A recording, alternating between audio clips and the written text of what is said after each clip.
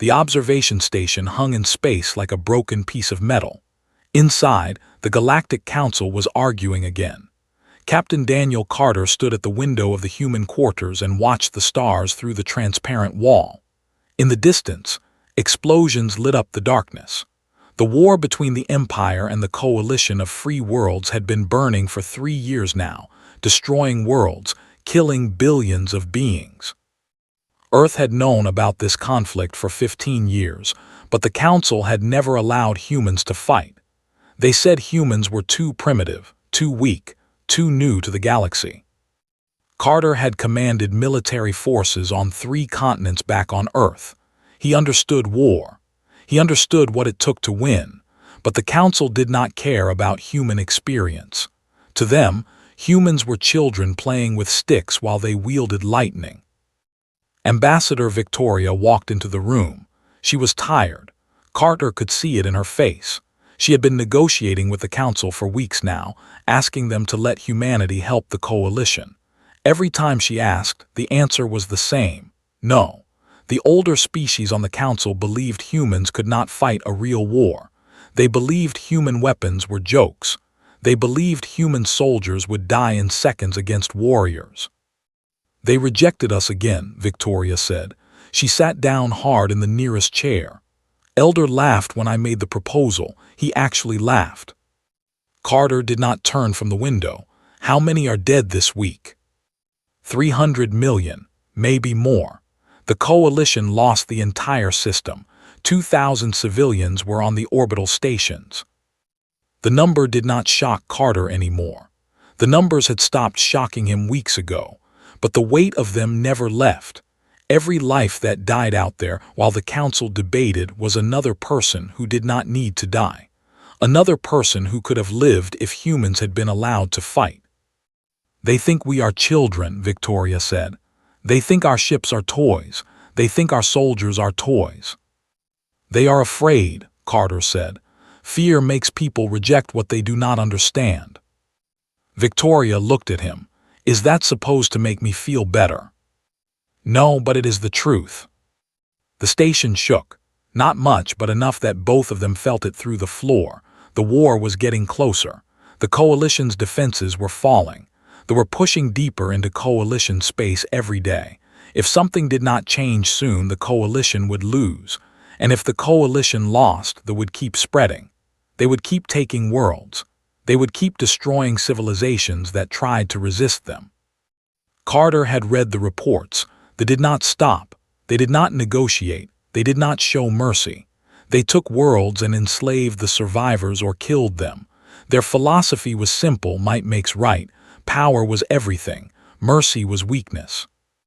Humanity had learned a different philosophy through long and painful history. Humans had learned that power without mercy was a dead thing. That strength without purpose destroyed itself. That the will to protect others was stronger than the will to dominate them. But the Council did not care about philosophy. They only cared about power levels and weapons readings and technology ratings. And by those measures, humans were weak. A communication system came alive in the room. The voice of Haz, the commander, filled the space. His voice was hard and cold, like metal striking metal. This is the Empire. You have one standard day to surrender the coalition worlds currently under your control. Resistance will be met with complete destruction. Your cities will burn. Your people will serve the Empire or die. You have chosen the old way. You will learn the new way. The message ended. Silence filled the room. Victoria stood up and walked to the window. She looked at the explosions in the distance. He is serious. He will destroy them all. Yes, Carter said, which means the Council has to make a choice. Let the coalition die or let us fight. They will not let us fight, Victoria said. They would rather let billions die than admit that humans can help. Carter did not answer. He was thinking about the weapons he had seen when he first came to the station. Human weapons, advanced for Earth standards, but nothing compared to what the aliens had. Small ships, limited firepower, soldiers with armor that seemed like toys next to battle suits. He understood why the Council doubted them. But they were wrong about one thing. They thought that power came only from advanced technology. They thought that a weapon was only as strong as its firepower. They had forgotten something that humans had learned long ago through war and survival. Power also came from will. Power came from the willingness to sacrifice. Power came from the ability to work together and think in new ways. The station shook again, harder this time. An alarm sounded somewhere far away. "They are attacking the Coalition defense station," a voice said through the communication system. "The defense station is failing. Request immediate assistance." Victoria ran to the communication panel. "This is the human delegation. We request permission to deploy our forces to the defense station immediately." "Request," the response came back. "Humans are not authorized for combat operations. Council decision final." Victoria's hands became fists. "The defense station will fall in hours. Hundreds of thousands will die." "That is understood. Request." Carter watched Victoria. He saw the moment she made her decision. She went to the communication panel and opened a channel to the council itself. "This is Ambassador Victoria of Earth. I am requesting an emergency council session. I have an ultimatum to present." There was a long silence, then the response came. "The council will see you. Prepare your statement." Carter followed Victoria down the corridor toward the council chamber. Around them, the station continued to shake. The war was becoming a reality even here in the supposedly safe space above the stars. Nowhere was safe. Nowhere was protected. And still, the council wanted to do nothing. In the chamber, the council members sat in their high seats. They were different species, with different shapes and colors and ways of being. But they all shared one thing. They all believed they were better than humans. They all believed that Earth's people were too young, too weak, too primitive to matter. Victoria stood before them. "Let humans fight or let billions die," she said. "Those are your choices now. Choose." The council members looked at each other. One of them laughed. It was Elder, the oldest member, the one who had always hated the idea of human involvement. "You think you can make ultimatums," said. "You think Earth's children can command the Galactic Council." "I think you are cowards," Victoria said simply. "I think you would rather watch innocent people die than admit you were wrong about us." The silence that followed was deep and complete. No one spoke to the council that way. No one. But Victoria was right, and everyone in the chamber knew it. "Very well," Elder said slowly. "Prepare your forces, human. We will see how long it takes to destroy you." Carter received his orders 5 minutes later. Human warships got permission to launch. For the first time in 15 years, Earth's warriors would fight in the stars. And watching through the station window as the first human ships began to move toward the battle, Carter felt something he had not felt in a long time. He felt hope. The war was about to change. The council did not know it yet, but they had just made the biggest mistake of their long lives. They had finally let humans fight, and in 5 hours that decision would reshape the entire galaxy. The human warships moved through space like hunters. They were smaller than the Coalition ships and much smaller than the destroyers. Their weapons seemed weak by galactic standards, but their pilots had something that no machine reading could measure. They had adaptability. They had the ability to think beyond their programming. Lieutenant sat in the pilot seat of his fighter. His hands moved across the controls with the ease of someone who had flown 1,000 times before. Around him, 20 other human fighters formed a tight pattern. Above them, the Coalition ships were falling back. Their strategy was not working. They were using superior numbers and overwhelming firepower. The Coalition approach was to resist in fixed positions, but fixed positions were dead positions against an enemy like the "All fighters this is," said into the communication system. "Break formation. Scatter tactics now." The other pilots understood without needing explanation. They had trained together. They had fought together in simulations. They knew that when said scatter, it meant trust your instincts and adapt. It meant watching your wingman. It meant thinking like a hunter, not like a machine. The human fighters split apart and flew in different directions. The fighters tried to follow them, moving in coordinated patterns, following their tactical algorithms. But humans did not follow patterns. They did not think in straight lines. One human pilot would fly toward a fighter, then suddenly cut power and drop. Another would barrel roll around an asteroid and come up behind their enemy. A third would pull up at an angle that the calculation said was impossible. The first fighter exploded, hit from behind by a human pilot who had been playing dead for 30 seconds. Then another and another. The commander could not understand what was happening. His fighters were superior. Their weapons were more powerful. Their armor was thicker. But they were dying. They were dying to enemies they should have destroyed easily. Captain Daniel Carter watched the battle from the command ship. Screens showed him everything. The position of every fighter, the status of every weapon, the energy levels of every shield. The data was beautiful. The human pilots were hunting like wolves hunting prey.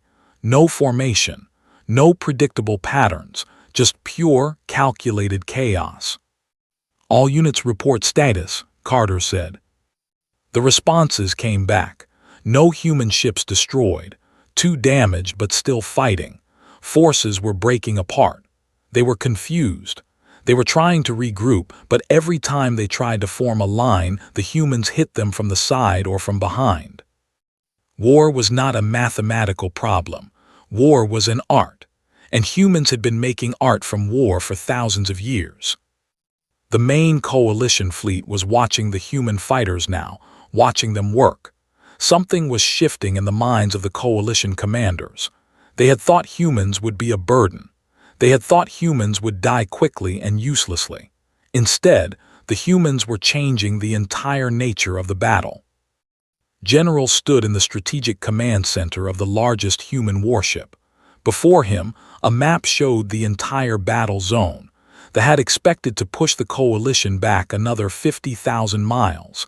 They had expected to maintain their advantage. But now they were losing momentum. Their fighters were falling. Their formation was broken. "This is what we do," said quietly to himself. "This is what humans have always been good at.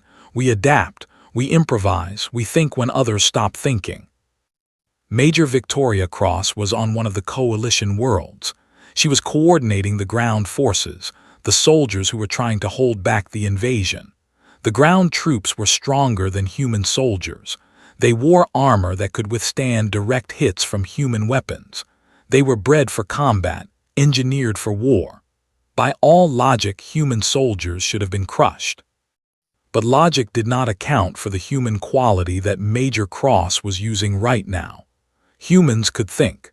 Not just follow orders, but actually think about their situation and change their approach moment by moment. They were pushing toward the main defensive line. They expected the humans to stay in their trenches and die. But Cross had moved half her forces to the hills on the enemy's right side. When they made their main assault, the human soldiers opened fire from the hills, hitting them from the side while they were focused on the trenches. The commander changed his orders. He pulled troops to deal with the new threat, but that was exactly what Cross had wanted him to do. The moment he moved those troops, she pulled back from the trenches and repositioned again. There were always one move behind, always reacting to what the humans had already done. "They are learning too slowly," Cross said to her second officer. "They think in straight lines, we think in circles, we use terrain, we use timing. We use the fact that they think they know what we will do." In space, the battle was reaching a turning point. They had lost nearly a third of their fighters. The coalition ships were pushing forward now, emboldened by the human presence. The defensive station that had been falling to pieces an hour ago was still standing, still fighting. Has, the commander, received reports of the losses. He listened as his officers explained what had happened. They could not explain it. The humans had fewer weapons, lower technology, weaker ships, but they had one anyway. "Send everything at them," Has ordered. "Overwhelm them with force." But that was the old way of thinking. That was the way of calculation and prediction. They sent their remaining forces forward in a massive wave, and the humans scattered them like wind scatters dust. One human ship, the USS Delta, was hit badly during the assault. Its shields failed, its armor cracked, its weapons went offline. By every measure, the ship should have been destroyed. They fired again, targeting the crippled vessel. But the captain of the Delta did something no commander would have done. He accelerated toward the ships, ramming his crippled vessel directly into one of them. Both ships exploded. The human captain and crew died, but they took a destroyer with them. They chose to sacrifice themselves to protect the fleet behind them. They did not understand this kind of thinking. To them, a soldier was a tool. When the tool broke, you replaced it. But to humans, each life meant something. And sometimes, a life meant something greater than itself. Sometimes, a life could mean victory or defeat for millions of others. When the other human pilots and soldiers saw what happened, they understood. They understood that this was a fight about more than just survival. This was a fight about protecting what they believed in. The human forces pushed forward with new intensity. They fell back. Slowly, then faster, then they broke. The soldiers began to retreat. The ships began to withdraw from the battle zone. In the command center, General watched the data stream. They were running. The coalition was winning. But more importantly, something had changed in this galaxy. Something fundamental had shifted. Humans had fought. Humans had not been destroyed. Humans had won. Captain Carter watched the last ship jump to hyperspace and disappear. Around him, the coalition fleet was transmitting congratulations. They were celebrating the first real victory in 3 years of war. But Carter was not celebrating. He was thinking about the captain of the USS Delta. He was thinking about the cost of victory. He was thinking about what came next. The battle was over, but the war was not. They had been defeated once, but they would come back. They would come back angry and prepared, and when they did, they would come harder. Humans had proven they could fight. Now they would have to prove they could survive what came next. The first battle was complete, 5 hours from launch to victory, but it was only the beginning of what humans would do in this galaxy, only the beginning of what this species would teach all the others about what it meant to truly fight. They had not expected a second wave. They had not expected humans to push forward the moment the first battle ended, but that was exactly what General had ordered. While they were reeling from their first defeat, the humans struck again, and again, and again. In the space above the system, human warships moved with precision. They had captured a communication relay an hour ago. Now they were reading the orders, watching the enemy reorganize and striking before the reorganization was complete. Doctor sat in her laboratory on the command ship, analyzing the data flowing from the captured systems. She was a scientist, not a soldier. But she understood one thing that the military commanders did not understand. Information was a weapon more powerful than any gun. They are trying to establish a defensive perimeter around the sector, said through the communication system. But their supply lines are fragmented. If we cut the supply routes to the Western fleets, the entire sector becomes vulnerable. General heard her analysis and made his decision. He sent human forces not to attack the defenders directly, but to cut off their supplies. They could not fight without food, without fuel, without ammunition. They could not maintain their armor or repair their weapons without supplies. Humans understood this basic truth of warfare. They did too, but they had never expected to be defeated by it. A supply convoy tried to move through the passage, a route through space that they had used for months without interference. They believed it was safe. They had no reason to believe the humans had learned about it, but humans had learned, and humans were waiting. The convoy never made it through.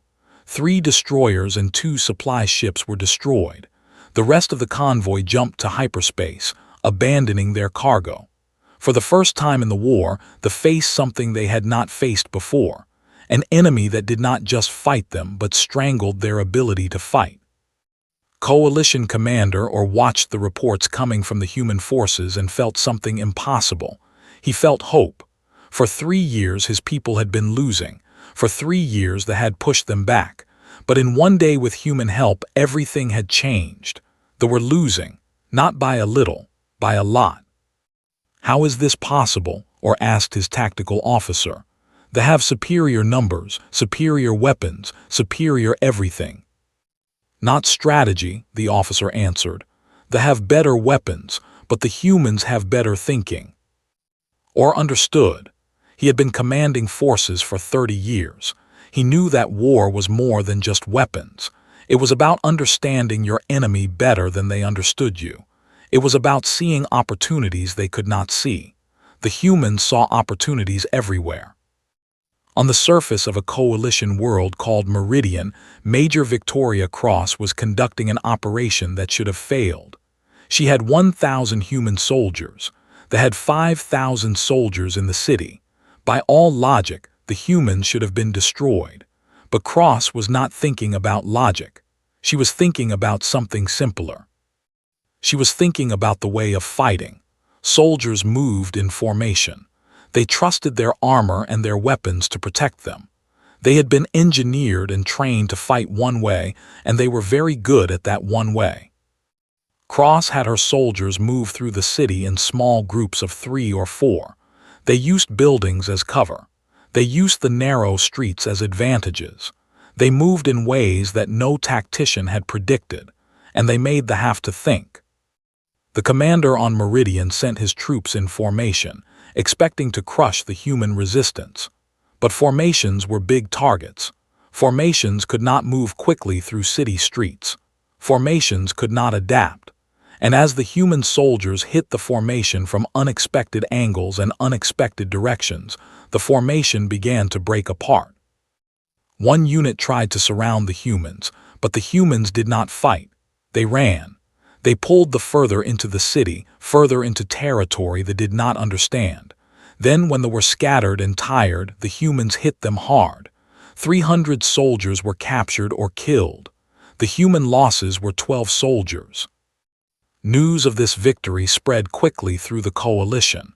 Humans were not just able to fight. Humans were winning. And humans were winning in ways that shattered the approach to warfare. In his command center has felt the war slipping away from him. His forces were falling back everywhere. His supply lines were broken. His soldiers were scared, and his commanders could not explain why they were losing. He sent an urgent message to the high command. The situation is critical. These humans are not following our tactical predictions. They do not fight in ways we can calculate. Request immediate reinforcements and updated strategic guidance. The response came back from the high command, and it was not what is wanted to hear. You have the advantage in numbers and firepower. The failure is in your execution. Continue the fight. But Has could read data, and the data was clear. Every day the human forces grew bolder. Every day they lost more ground. Every day, the difference between what they expected to happen and what actually happened became greater. Captain Daniel Carter was pushing his own forces forward now. He had captured 3 major strongholds in the last 18 hours. The human ships were moving faster than anyone had believed possible. The human soldiers were fighting with a quality that seemed almost impossible. What no one understood yet, not even the humans themselves, was why this was happening. It was not because human weapons were suddenly better. It was not because human soldiers were suddenly stronger. It was because humans understood something that they had forgotten a long time ago. Humans understood that winning a war meant more than destroying your enemy. It meant protecting the people you were fighting for. It meant making choices that honored the lives at stake. It meant being willing to sacrifice your own soldiers to save civilians, not because it was logical, but because it was right.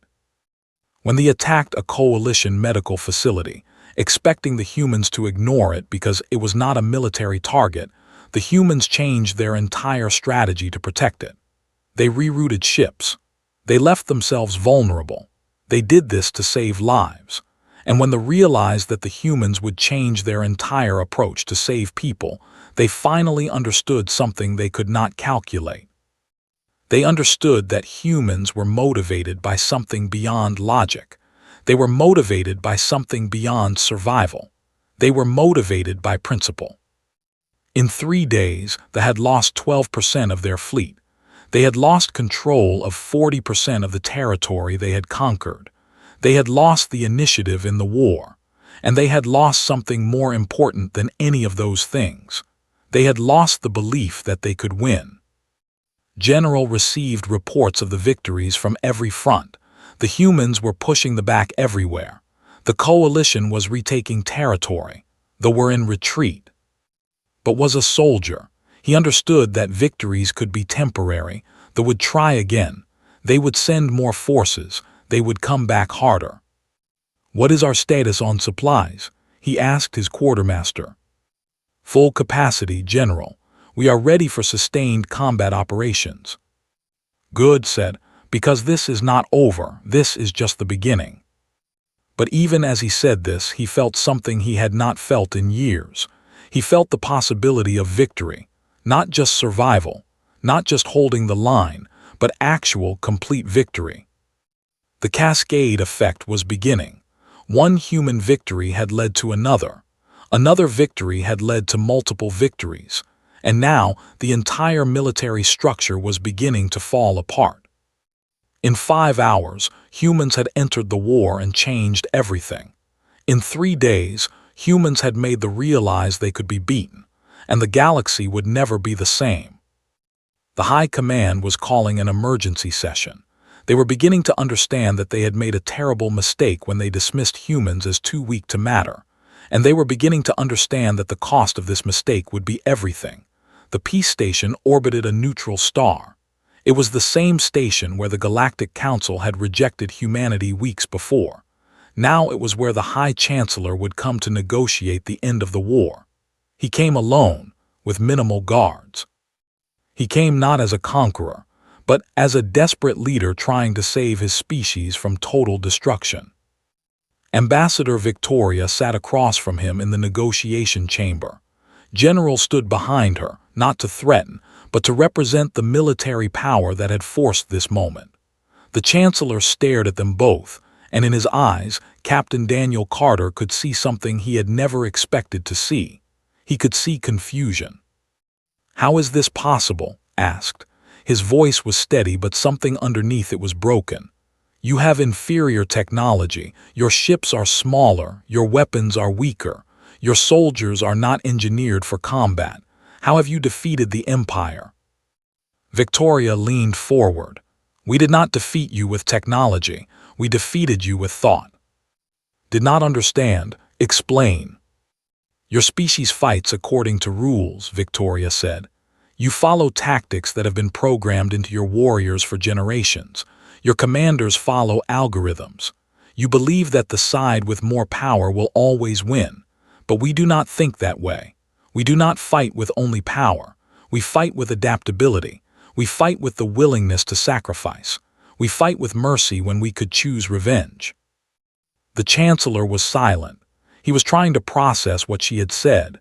In his understanding, mercy was weakness. Sacrifice was inefficiency. Adaptability was unpredictability, which was the same as weakness. But clearly his understanding was wrong.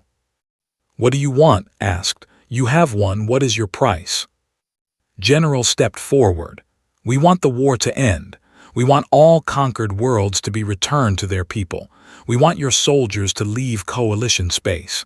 We want peace." "That is all?" asked.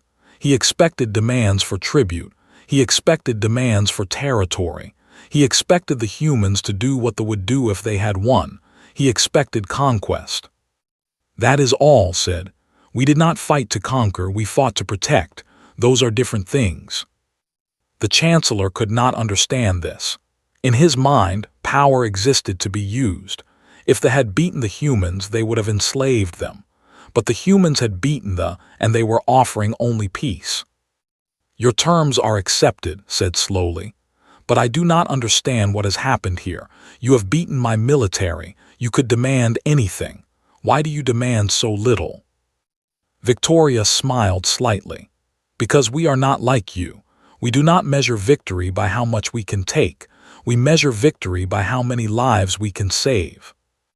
Over the next 2 days, the actual negotiations happened.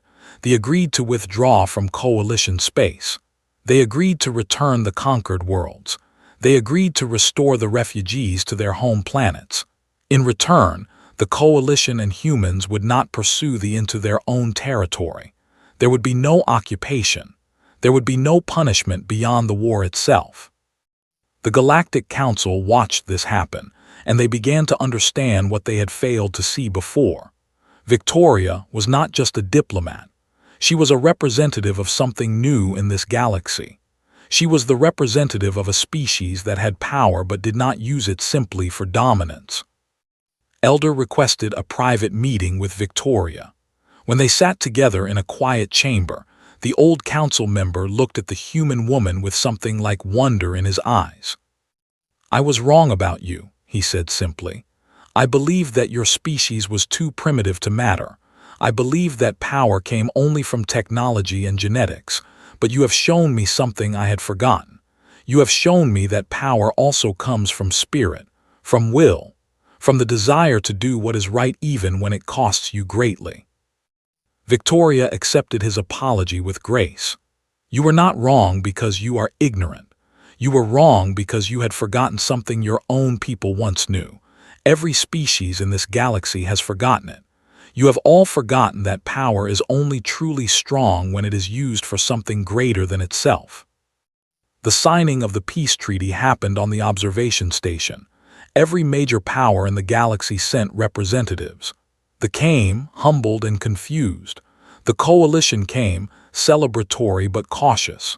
And the humans came, understanding that something had changed forever. When the treaty was signed, the representatives of the Empire made a public statement. High Chancellor addressed the Council and all the assembled powers. "The Empire acknowledges defeat. We acknowledge that our military is not superior to the human forces. We acknowledge that our understanding of warfare was incomplete. And we acknowledge that the humans could have destroyed us completely, but they chose not to. They chose mercy instead. This is a lesson we will not forget. This is a lesson we will teach our people for generations to come.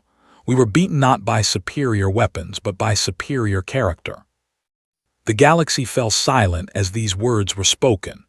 A chancellor, who had conquered worlds and ruled through fear, was saying that character was more important than power. The meaning of this was not lost on anyone present. Captain Daniel Carter stood in the observation chamber and looked out at the stars. He thought about the humans who had died. He thought about the sailors on the USS Delta who had chosen to sacrifice themselves. He thought about the soldiers on Meridian who had fought against odds and won through cleverness instead of strength. This was what it meant to be human. This was what set humans apart. Not that they were stronger, but that they understood something about sacrifice and principle that other species had forgotten. General joined him at the window. "What do you think comes next?" the general asked. "Something new," Carter said. "They will remember this. The coalition will remember this. The council will remember this. And humans will have a place in this galaxy that we did not have before." "A place earned in 5 hours of fighting," said. "A place earned by something deeper than fighting," Carter corrected. "A place earned by being willing to do what is right, even when it costs everything." The peace treaty was now official. The war was over. But more than that, the galaxy itself had changed. The power structure had shifted. The beliefs that every species held about power and strength had been challenged. Humans were no longer the children of the galaxy. They were no longer the primitive species that the Council looked down upon. They were something new. They were something that had won not through domination, but through the refusal to let power destroy their principles. And in the days that followed, something else began to happen. The representatives of other species began to ask Victoria questions. They wanted to understand this human philosophy. They wanted to understand how a species could be both strong and merciful. They wanted to understand how humans thought in ways that no computer could predict. For the first time in 1,000 years, the older species of the galaxy began to wonder if they had forgotten something important. They began to wonder if the humans had not just won a war, but had won something deeper. They had won the respect of beings who had stopped respecting anything besides power. And as Victoria stood in the council chamber, with the representatives of a dozen alien species asking her questions about human philosophy and human values, she understood something herself. The 5 hours of fighting had ended the war. But this moment, this understanding, this was just the beginning of what humans would change in the galaxy. The humans had entered as outsiders. They would leave as teachers. 1 week after the war ended, Captain Daniel Carter stood before a memorial. The names of the fallen were carved into stone. 234 human soldiers and sailors. 234 people who would never see home again. 234 lives that had been given so that billions of others could live. Carter had known some of them. He had drunk coffee with them. He had laughed with them. He had watched them become warriors not because they had been engineered to be warriors, but because they had chosen to be. They had chosen to fight for something greater than themselves. A hand rested on his shoulder. It was General. The general looked at the memorial and said nothing. There were no words for this. Words would be too small for what these people had done. The coalition has asked us to help with reconstruction, said after a long moment. They want human engineers on 17 different worlds. They want human medical teams. They want human leaders in their new government. And the Carter asked, they want to understand us. The High Chancellor has requested that we send advisors to teach their military officers a new way of thinking about warfare. He wants his people to learn what character means. Carter nodded. It made sense. They had been broken by their defeat, but they were not destroyed. They were still a proud species, and now they had the chance to become something better than they had been. The memorial service ended. The humans stood in silence for one more moment. Then they turned and walked away from the stone with the names of the dead. Across the galaxy, in 100 different locations, human forces were landing on war-torn worlds. They came not as conquerors but as helpers. They came to rebuild what the war had destroyed. They came to care for the wounded and the suffering. Doctor was working in a medical facility on the planet. Humans and coalition members worked side by side, treating soldiers alongside coalition soldiers alongside civilian refugees. There was no distinction. A life was a life. An injury was an injury. The war was over and the work of healing had begun. A soldier came into the facility. His armor was damaged. His arm was broken. Worked to repair the damage without anger, without judgment. The watched her work with confusion on his face. "Why do you heal me?" he asked. "I tried to kill your people." "Because you need healing," said simply. "Because war is over. Because you are no longer my enemy. You are just someone in pain and I can help with that pain." The soldier said nothing. But later, he told his commanders what the human doctor had done, and his commanders understood something that they had not understood before. Understanding did not require agreement. Compassion did not require weakness. General was working with coalition commanders to rebuild their military forces, but instead of rebuilding them to be stronger, he was rebuilding them to be smarter. He was teaching them human tactics. He was teaching them to think beyond programs and algorithms. He was teaching them that an army that could adapt was an army that could never be defeated. "Why are you helping us this way?" a coalition commander asked. "You could be demanding tribute. You could be demanding that we acknowledge humans as the most powerful species in the galaxy." "Because we did not fight to be the most powerful," explained. "We fought to stop the war. Now that the war is stopped, our job is to make sure it never happens again. And the only way to do that is to help all of you become better at what you do, better at thinking, better at adapting, better at understanding that the goal of military power should be to protect the innocent, not to dominate the weak. On a refugee station, Major Victoria Cross was working with displaced peoples. Families that had lost their homes were being restored to their worlds. Children who had been separated from parents were being reunited. The work was slow and difficult, but every time a child ran to embrace their parent, every time a family returned to their home, the cost of the war seemed to matter less. Ambassador Victoria was in the council chamber. She was no longer a delegate seeking permission. She was an advisor to the council. The council members had offered her power. They had offered her a permanent position of authority over all the species of the galaxy. She had refused. "I do not want power over you," she had told them. "I want to help you understand something you have forgotten. I want to help you see that strength without principle is tyranny, that power without mercy is destruction, that the true measure of a civilization is not how much it can take, but how much it is willing to give." Elder was learning. Every day, he spent time with Victoria, listening to her speak about human history, about human philosophy, about the long journey that humans had taken to learn what they now knew. "Your species has suffered greatly," said one day. "I have read your history. You have known war and famine and disease and terrible suffering." "Yes," Victoria said, "and through that suffering, we learned that power could not be the answer to every question. We learned that strength came in many forms. We learned that sometimes the strongest thing you could do was to choose mercy over revenge." "I want my people to learn this," said. "I want all my people to learn this." The days passed. The weeks passed. The first month after the war ended saw the galaxy changing in ways that no one had expected. They were not broken. They were transforming. They were beginning to see themselves differently. They were beginning to understand that the way they had lived was not the only way, not the strongest way. The coalition was rebuilding with human help.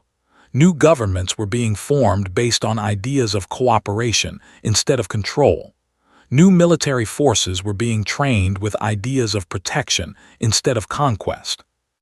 And humanity was spreading throughout the galaxy, not as conquerors, not as rulers, but as teachers, as guides, as a reminder to every species that there was another way to live, another way to think about power. Captain Daniel Carter received orders to return to Earth. The war was over.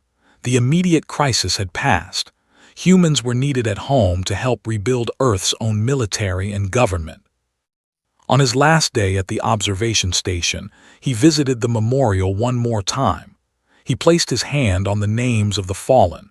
He whispered his thanks to each of them. They had given their lives not for conquest, but for a principle. They had given their lives so that a war could end and peace could begin.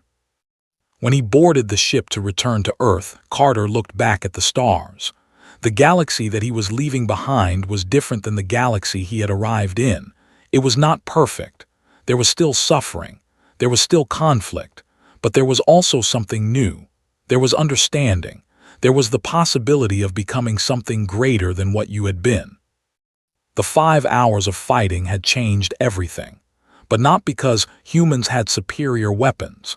Not because humans had greater numbers.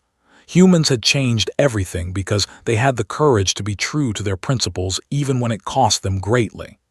They had changed everything because they understood that the real strength came not from taking what you could, but from giving what you could. The human ship jumped to hyperspace and disappeared among the stars. Behind it, the galaxy continued to turn. They began their transformation.